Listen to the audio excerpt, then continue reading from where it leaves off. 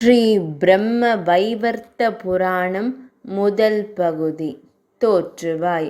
பிரம்ம வைவர்த்த புராணம் ஒரு ராஜசிக புராணம். மேலும் பிரம்மாண்ட புராணம், மார்க்கண்டேய புராணம், பவிஷ்ய புராணம், வாமன புராணம், பிரம்ம புராணம் ஆகியவையும் ராஜசிக புராணங்களே. இது பிரம்ம காண்டம், பிரகிருதி காண்டம், கணேச காண்டம், ஸ்ரீ கிருஷ்ண காண்டம் என்று 4 காண்டங்களை கொண்டது. பிரம்ம வைவர்த்த புராணம் ஏன் அப்பெயர் பெற்றது?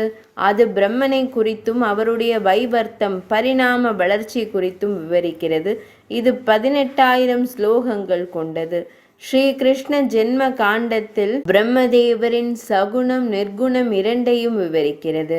இப்புராணம் பகவான் ஸ்ரீ கிருஷ்ணர் பிரம்ம கல்பத்தில் சிருஷ்டியை எப்படி விரிவாக்கினார் என்று விவரிக்கிறது. கல்வி கதிபதி சரஸ்வதியை காமதேனு என கொண்டால் ஸ்ருதிகள் வேத கிரந்தங்கள் கன்றுகளாகும். பிரம்ம வைவர்த்த புராணம் பால் ஆகும்.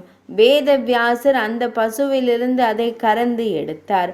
பிரளயத்தினால் பாதிக்கப்பட்ட அறியாமை மிக்க மக்கள் இடைவிடாது பாயும் இந்த இனிய பாலை அருந்தச் செய்தார்.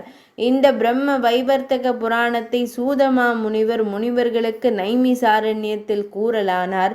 முதல் காண்டத்தில் கடவுளர்கள் குறித்தும் மனிதர்கள் குறித்தும், 2ஆம் காண்டத்தில் கடவுளர்கள் தேவிகள் அவர்களை வழிபடும் முறைகள் மற்றும் பலவித ஸ்வர்க்கங்கள் நரகங்கள் நோய்கள் நிவாரண வழிகள் என்பவையும், 3வது காண்டத்தில் கிருஷ்ணாவதாரம் கிருஷ்ண லீலைகள் குறித்தும் விவரிக்கப்படுகின்றன.